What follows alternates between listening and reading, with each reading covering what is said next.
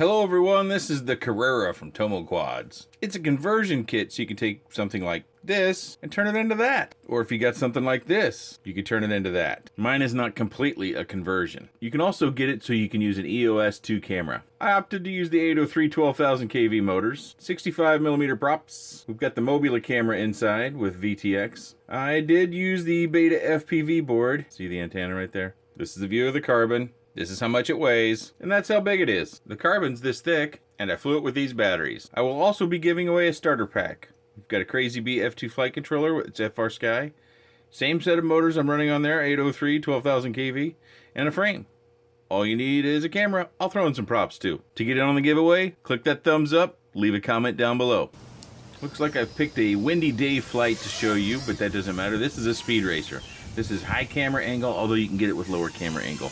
Back when I bought mine, the Tomo only had 40 degrees available. He has since come out with 30 degrees, and also where you can put the Caddx EOS 2 in there, so you should have a variable of degrees that you can use for flight. So your flight style is much more likely to fit with the canopy than it might if it just was back to that one canopy. So you've got several to choose from. You've also got a number of different color options. Printing it with a stripe, printing it with a white or a black stripe. Tomo's got a multitude of colors. Let's see, black, white, red, green, and blue, of course, and yellow. If you look in the top right-hand corner of our screen back up there where we see the RSSI, you will see where a little bit of my canopy shows. And that's probably the trickiest part of at least my canopy. I've had this for a while. I bought one right away when Tomo got his designs in, and so things could have changed. I haven't asked Tomo if they have, but I had some difficulties getting a camera in. I needed some assistance. I couldn't quite figure it out. And I'll show you that here at the desk. I won't actually put a camera in, but I'll show you how you go about it. And Tomo's kind of thought some things through that I hadn't seen before, and I need to draw your attention to it. But putting the camera in was a little bit of a challenge. And we'll see here back at the desk, or maybe you already noticed in the quick roll, that my camera actually leans back, and that's why we see the blue in the top right-hand corner. You might be able to see a touch of it in the top left-hand corner. I get a little sloppy from time to time in this flight, but it's just, these conversion kits, they're a lot of fun.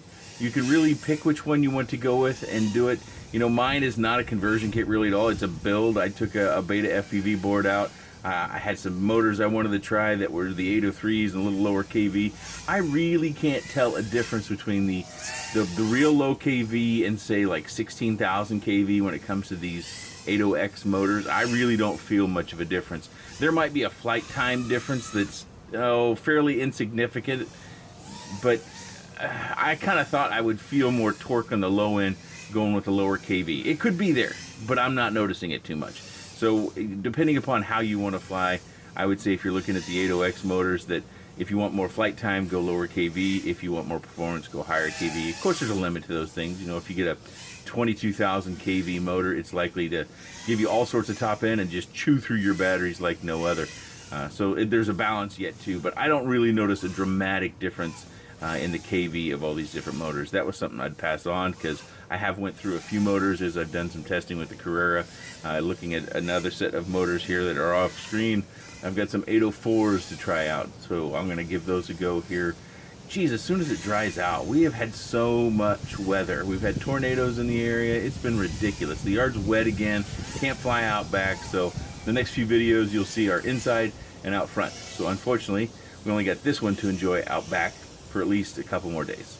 You'll see that when I land that I come in way too late. My voltage gets pretty dang low, and we kind of wait for it to recover. We get almost up to 3.4 volts, or right at 3.4 volts, which is still a little bit low, so I should have ended my flight a little bit sooner. So originally Tomo designed this for the Crazy Bee board, and I wanted to use another Beta FPV board at the time that I built mine. That's why I've got that in there. It's nothing against the Crazy Bee. I just wanted to use something different, and that's why you see that little antenna I drew your attention to in the quick roll. Also, I talked about it in the video when the flight footage.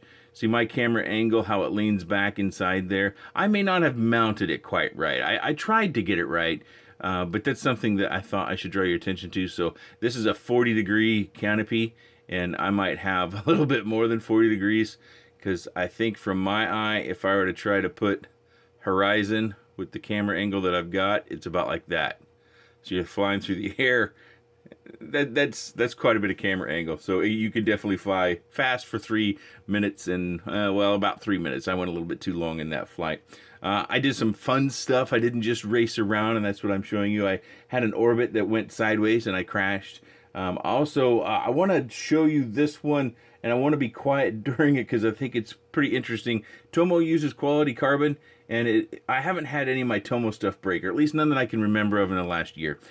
So I underestimated the speed at which I was going towards the shed, and I smack it hard, and I do believe I have the audio, so I want to play that clip for you now. So I hit that so hard, and I did end up losing the motor stem off of one of the motors. I can't remember which one it was, and that was one of the events that made me switch to a different set of motors because I didn't have any more kV of that particular motor, so I just swapped out all 4. But yeah, it's pretty dead simple. It's something else I wanted to show you, kind of the assemblage here of the parts and how things go together. You know, Tomo's got this hinge down here, so you take this screw out here. Of course, you need to take your plugs out of your motors, but then you can just tip it up like the hood of your car. You just tip it up and you can get to it, and what you'll find is you've got this piece underneath, and it is securing, oh, how's this go? I forget now. So that goes there, this goes right up here like this. So your flight controller would be underneath this black piece inside the canopy. So you want to have your camera and receiver, anything of that nature already taken care of and wired up, and then you put your board in there and you line up the USB port obviously with that. And if you're building, you can use one of these GEP RC or Beta FPV boards. Oh, look there, I've got the GEP RC one out. It will just go down here. Let's see. It would go like this. So it would kind of go in there like that. Let's see, will it go down? Yeah. So you can see we've got, well, it's a little bit cockeyed there, but you can see we've got clearance for our motor plugs to come out here. And then, of course, we would put our receiver. This does not have an integrated receiver, so we have to furnish our own. It's going to be a little bit tight in there. You'll probably have to get a little bit creative on how you place things. I don't think you're going to get a separate VTX and camera in there and a receiver. Maybe if you're real creative, boy, but there's not a lot of space in there. You know, this goes down, and the board kind of sits in there like that, so you need to be aware of those things. But anyways, so we've got that interesting hinge. And we've got this piece that kind of isolates your flight controller up into the canopy with your camera and what have you. And then a look at the carbon. I showed you that in the quick roll, but thought I would show you a different piece because I ordered 2 of these, so I thought I'd get a separate one out here. And then the carbon fiber's pretty stiff, pretty stiff. And then we have several mounts for batteries. And how you get these through, and I didn't initially know this, is you just want to squish them. And then you want to shove them through the hole. Like this is the part that stays on the inside where the canopy goes. So to get the big part on the outside, you squish them and you just start to feed them down through there. So much easier doing it the way Tomo designed it than how I was initially trying to do it. Come on, don't make a fool of yourself here on camera. Okay, there we go. Pretty much got it already. So I was trying to shove this piece up through. Woo-hoo-hoo, that was tough. I got it done. But then I learned about the right way to do it. So you have several different canopies. I believe this is for a 1S battery, and this is for maybe it's 2S or 2 1S batteries. And something else that he has done here is he's created these so it tends to sit more flat. I know mine's not sitting flat right now, but when you put a battery in it, it tends to sit flat. Whereas with the others that I've done, they don't tend to sit flat, they tend to sit on the battery. The gnarly FPV battery holder did come out on me eventually after enough crashing.